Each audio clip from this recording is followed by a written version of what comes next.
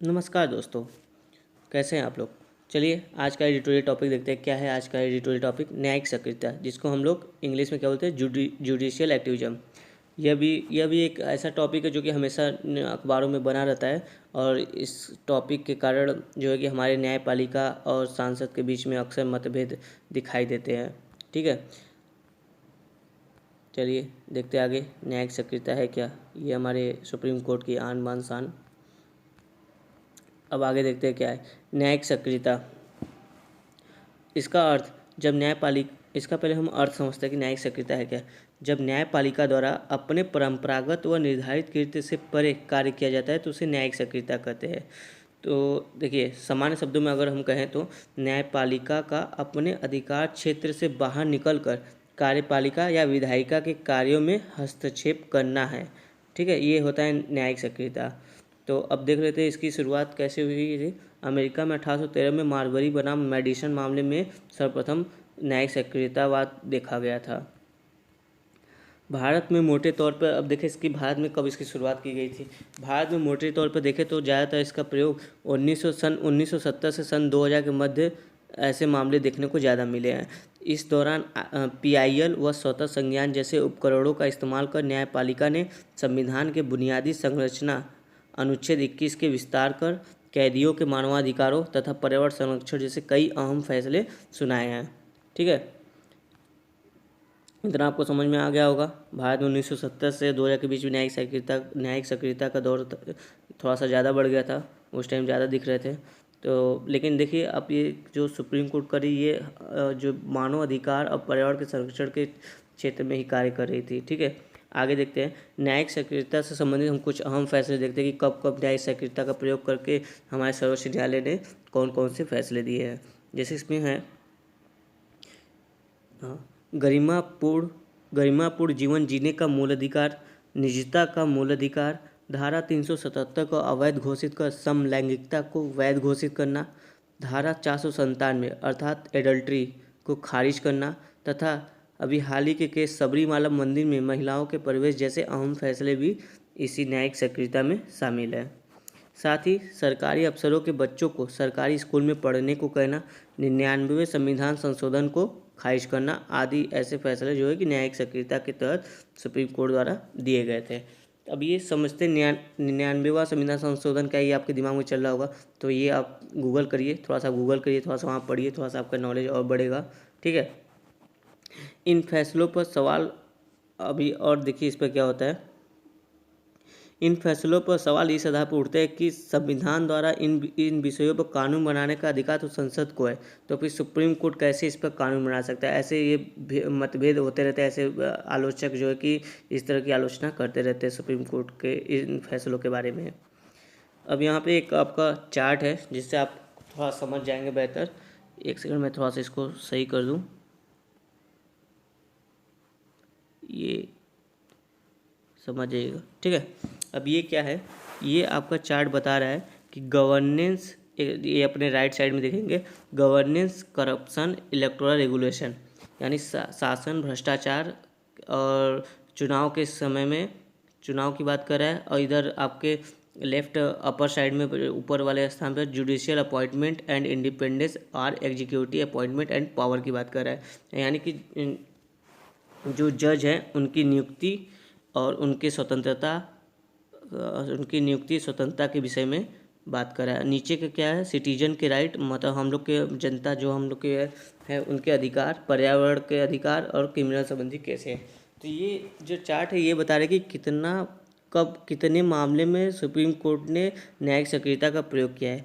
तो आप देख सकते हैं इस पाई चार्ट से आपको साफ साफ दिख रहा होगा कि 50% से ज़्यादा, लगभग 55% मामलों में सुप्रीम कोर्ट ने गवर्नेंस, करप्शन और इलेक्टोरल रेगुलेशन के मामलों में न्यायिक सक्रियता का प्रयोग किया है ताकि सरकार अपनी मनमानी ना कर सके। ठीक है, दूसरा आप देखते हैं लगभग 25 से 22% केस ऐसे हैं जिसमें मानव अधिकार की बात हुई थी, जनता के अधिकारों की बात हुई थी, पर्यावरण संबंधी केसेस थे, उसमें न्यायिक सक्रियता का प्रयोग सुप्रीम कोर्ट द्वारा किया गया है। और लगभग उतना ही 20 से 22% केस ऐसे थे जिसमें जो है कि न्यायपालिका की नियुक्ति और उसकी स्वतंत्रता संबंधी जो भी प्रावधान थे उस पर न्यायिक सक्रियता का प्रयोग करके अपना निर्णय सुप्रीम कोर्ट में सुनाया था। ठीक है, तो ये अब आपको समझ में आ गया होगा। चलिए अब आगे बढ़ते हैं। आगे देखते क्या है, कुछ हमारे संविधान में क्या क्या प्रावधान है कि किसी भी कानून के लिए, थोड़ा सा ये समझते, थोड़ा सा दिमाग में बना रहेगा तो सही रहेगा। अनुच्छेद 13(1) में डॉक्ट्रिन ऑफ एक्लिप्स का प्रावधान किया गया है। अब ये डॉक्ट्रिन ऑफ एक्लिप्स क्या है, तो आइए इसको समझते हैं। डॉक्ट्रिन ऑफ एक्लिप्स के तहत जो भी कानून बनते हैं, जो कानून जिस सीमा तक मूल अधिकार का उल्लंघन करेंगे उस सीमा तक वह कानून असंवैधानिक घोषित करार दिया जा सकता है यदि कोई उस पर PIL अपील करता है, PIL डालता है सुप्रीम कोर्ट में, तो तब मतलब मान लो कोई कानून सरकार ने बना दिया है, कोई अंग्रेज़ों के समय के पहले के कानून है, अब वो हमारे मूल अधिकारों का जिस सीमा तक, पूरे कानून की बात नहीं कर रहा है, जिस सीमा तक उस कानून वो जो कानून हमारे मूल अधिकार को का उल्लंघन करेगा उस सीमा तक उस कानून को खारिज कर दिया जाएगा अगर कोई PIL डालता है तो। ठीक है, जनहित याचिका न्यायिक सक्रियतावाद का एक माध्यम है जिसे अनुच्छेद 32 व 226 के अंतर्गत देखा जा सकता है। संसद विशेषाधिकार भी न्यायिक सक्रियता के दायरे में आ गए हैं। अब जनहित याचिका वह याचिका जिसके तहत कोई भी व्यक्ति किसी भी अपने मुद्दे को लेकर जो संवैधानिक मुद्दे हैं या फिर अपने मूल अधिकार संबंधी मुद्दे हैं, तो वो उसको ले जाकर जो है कि सुप्रीम कोर्ट में उसके खिलाफ अपील कर सकता है। ठीक है, तो यही बता रहा है कि जनहित याचिका जो है कि न्यायिक सक्रियतावाद का एक माध्यम है जिसे अनुच्छेद 32 और अनुच्छेद 226 के अंतर्गत देखा जा सकता है। अनुच्छेद 32 और 226 क्या है, सुप्रीम कोर्ट व हाई कोर्ट के पास रीट जारी करने का पावर है। ठीक है, अब आगे देखते हैं। पर इन फैसलों पर सवाल इस आधार पर उठते हैं कि संविधान द्वारा इन विषयों पर कानून बनाने का अधिकार संसद को दिया गया है। जब इन जो सुप्रीम कोर्ट ये सब फैसले देते हैं अपने न्यायिक सक्रियता का प्रयोग करके, तो आलोचक यही कहते हैं कि इस पर तो कानून बनाने का अधिकार तो संसद को है, तो सुप्रीम कोर्ट क्यों कानून बना रहा है। सुप्रीम कोर्ट ज़्यादा से ज़्यादा दिशा निर्देश जारी करे सरकार को, कहे या कोई कमेटी बैठा है सरकार के लिए कहे, लेकिन वो कानून बनाने का उसका अधिकार नहीं। सुप्रीम कोर्ट का काम केवल न्याय करना है। अब आगे देखते हैं ऐसे फैसलों के पीछे। अब देखते हैं कि जो सुप्रीम कोर्ट ये फैसले देते हैं न्यायिक सक्रियता का प्रयोग करते हुए, तो उसके पक्ष में कुछ तर्क देते हैं कुछ लोग। तो देखते हैं वो तर्क क्या है, मतलब एक तरह से न्यायिक सक्रियता को सही ठहराते हैं। तो देखते हैं कि क्यों, मतलब किस आधार पर वो सही ठहरा रहे हैं। न्यायिक सक्रियता से कार्यपालिका एवं विधायिका द्वारा उत्पन्न उस खाई को भरा जा सकता है जो इन संस्थाओं की अकर्मण्यता, कानून की अवहेलना, भ्रष्टाचार, लापरवाही, अनुशासनहीनता एवं चरित्रहीनता की वजह से पैदा हुई है। तो दोस्तों एक भारी भरकम शब्द है लेकिन कुछ खास नहीं, बस यही कहना चाह रहे हैं कि जो कार्यपालिका और विधायिका ने काम नहीं किए हैं या अपने कामों में सुस्ती दिखाई है, अपने कामों के प्रति ज़्यादा उत्साह, अपने कामों के प्रति ज़्यादा कर्तव्यनिष्ठ नहीं रहे, उन कामों को एक तरह से जो उसकी वजह से जो खाई पैदा हुई है समाज में, उनको भरने के लिए न्यायिक सक्रियता का प्रयोग सुप्रीम कोर्ट करती है। दूसरा देखते क्या है, 1979 के पूर्व केवल पीड़ित पक्ष ही न्यायालय की शरण ले सकता था, किंतु इपिस्टलरी जुरिडिक्शन के तहत अदालत को लिखे एक पत्र को भी मामले की अगर अदालत को कोई एक पत्र लिख भी देता है तो भी मामले की सुनवाई के लिए उस पत्र को पर्याप्त माना जाएगा। अब 1979 के बाद से इस इपिस्टलरी जुरिडिक्शन के तहत अगर कोई केवल पत्र लिखकर जो अदालत में दे देता है कि इस पर कार्रवाई होना चाहिए, तो वो भी वैलिड माना जाएगा। अब कोई भी पीड़ित पक्ष की ओर से PIL दायर कर सुप्रीम कोर्ट का दरवाज़ा खटखटा सकता है। ठीक है, अब जरूरी नहीं कि जो पीड़ित है बस वही अपील कर सकता है अपने खिलाफ कि मेरे ऊपर यह अत्याचार, उससे संबंधित कोई भी व्यक्ति जाए अगर उसे इंटरेस्ट है इस मामले में, तो वो उसकी तरफ से PIL दायर कर सकता है। ठीक है, आगे देखते हैं और इस सुप्रीम कोर्ट के पक्ष में क्या तर्क दिए जाते हैं। न्यायिक सक्रियता ने सत्ता पर बैठे लोगों के मनमानी लाभ उठाने पर रोक लगाई है। कहने का मतलब कि जो सत्ता में बैठे हैं, कभी कभी सत्ता में चूर हो जाते हैं, सत्ता के नशे में चूर हो जाते हैं, भूल जाते हैं अपने कर्तव्य दायित्वों को, तो उनको वो सुप्रीम कोर्ट जो कि न्यायिक सक्रियता के जरिए उनको जगाती रहती है कि भैया होश में आ जाओ, आपका काम जो है वो आप नहीं कर रहे हो, देखिए अव्यवस्था फैल गई है, इसलिए मुझे ये सब कदम उठाने पड़ रहे हैं। तो इससे क्या होती है, जो सरकार होती है वो थोड़ा सा सजग रहती है। जो अगला देखते क्या है, न्यायिक सक्रियता से न्यायपालिका ने यथास्थिति की अवधारणा को पीछे छोड़ते हुए गरीब एवं वंचित तबकों के अधिकारों के संरक्षण की जिम्मेदारी अपने कंधों पर ले ली है। अब जैसे कहा जाता है ना कि गरीब लोगों के लिए पहले क्या होता था कि गरीब लोग है या फिर जो वंचित तबका है, जो हमारा निचला तबका है, उनके लिए कोर्ट जाना जो कि एक यथास्थिति लगती है, मतलब कि हमारे लिए कोर्ट का कोई मतलब नहीं है, जाए चाहे न जाए, हम हमारे हमारे हमारे पर तो हमारे पक्ष में तो कोई सुनवाई होगी ही नहीं। तो अब सुप्रीम कोर्ट ने न्यायिक सक्रियता के तहत क्या किया है, इसकी जिम्मेदारी अपने कंधों पर ले ली है कि नहीं, ऐसा नहीं है भैया, आपकी भी सुनवाई हम करेंगे, आपके पक्ष, अगर आप अपने पक्ष पर सही हो तो आपके पक्ष में ही न्याय होगा। फिर उसके बाद क्या कहता है अगला पॉइंट, न्यायिक सक्रियता से उस आदर्श का चरितार्थ होते देखा जा सकता है जिसमें कहा गया कि न्याय सिर्फ होना ही नहीं चाहिए बल्कि दिखना भी चाहिए कि न्याय हो रहा है।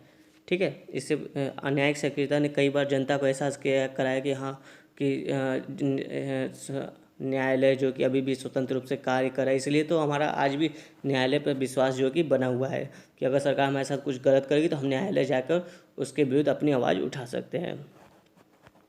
अब न्यायिक सक्रियता के विरोध में कुछ पक्ष हैं, कुछ विशेषज्ञ जो कुछ हैं वो उसके पक्ष में कुछ बातें बताते हैं। देखिए क्या उसके विरोध में कि न्यायिक सक्रियता सही नहीं है, कैसे सही नहीं है, वो देखिए कैसे बताते हैं। उनका कहना है यह संविधान में वर्णित शक्ति के पृथक्करण सिद्धांत का उल्लंघन है। संविधान में तो साफ साफ कहा गया कि तीनों अंग के अपने अपने कार्य हैं, अपने अपने शक्ति है, अपने अपने अधिकार और अपने अपने दायित्व है, तो कोई एक दूसरे की शक्ति में हस्तक्षेप नहीं करेगा। लेकिन यह जो न्यायिक सक्रियता है यह जो कि शक्ति के पृथक्करण सिद्धांत का उल्लंघन करता है। इसने नीतिगत मामले में सरकार के निर्णय लेने की शक्ति को कमज़ोर किया है। देखिए कैसे, जैसे कि अब बार बार सुप्रीम कोर्ट अगर सरकार के कार्य में हस्तक्षेप करके अपने कोई निर्णय बनाए, अपना कोई निर्णय दे देगी कि सरकार अब आप ये करो, अब ये करो, अब ये करो, तो सरकार की जो अपनी सोच होती है जनता के प्रति, अपनी जो उनके बात होती है, विचार होते हैं, वो उनके जो सोचने उस विषय पर जो विचार विमर्श करने की शक्ति होती है वो कमज़ोर हो जाती है। उनको लगता है भैया अच्छा सुप्रीम कोर्ट ने कह दिया, चलो उसी पे काम कर दे, अपना कुछ दिमाग उमाग ज़्यादा लगाने की ज़रूरत भी नहीं, हमारा काम भी सुप्रीम कोर्ट ही कर रही है। ठीक है, जबकि ये काम तो सरकार का है। सरकार क्यों सरकार, क्योंकि सरकार तो जनता के प्रति जवाबदेह है, जनता का प्रतिनिधित्व कर रही है। सुप्रीम कोर्ट प्रतिनिधित्व तो नहीं ना करती है, सरकार करती है।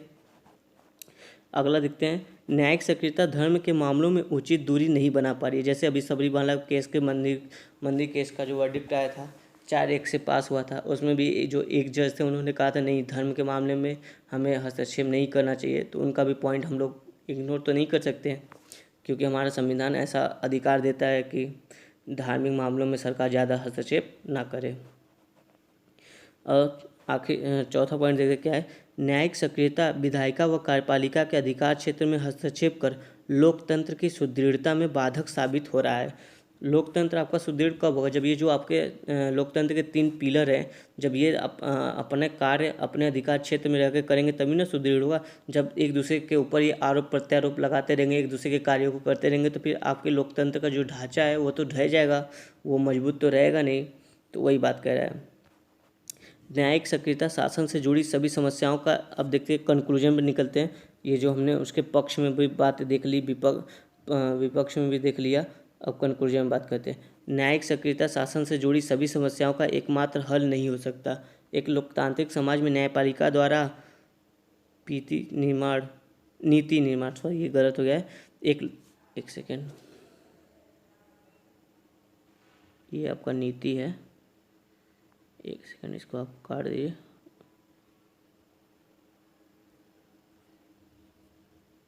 ठीक है, ठीक तो नहीं लेकिन समझिएगा, नीति है। एक लोकतांत्रिक समाज में न्यायपालिका द्वारा नीति निर्माण की वैधता को स्वीकार किया जाना चाहिए। मतलब जो न्यायपालिका है उसको, जो भी सरकार नीति निर्माण करी है उसको भी स्वीकार करना चाहिए। ऐसा नहीं कि उसको अनदेखा, बिल्कुल एकदम अनदेखा कर दे, अपने ही बस फैसले देती जाए। आगे क्या कहा जाता है कंक्लूजन में, संतुलित संवैधानिक सरकार की स्थापना हेतु आवश्यक है कि सरकार के प्रत्येक अंग अपने दायित्व एवं कर्तव्यों का निर्वहन करे। इस स्थिति में ही सुशासन की गारंटी दी जा सकती है। तो ये रहा आज का हमारा एडिटोरियल टॉपिक,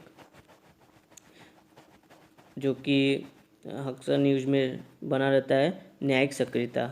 ठीक है, आज हमने न्यायिक सक्रियता के बारे में पढ़ा। ये कानून पर हमारा ये लेक्चर था न्यायिक सक्रियता पर। और ये एडिटोरियल नोट्स का अपना ये चैनल है वैष्णव टूल्स। अगर आप चैनल पे नए हैं तो सब्सक्राइब करें और चैनल के साथ बने रहिए, आगे भी ऐसे ही वीडियो आते रहेंगे। धन्यवाद दोस्तों।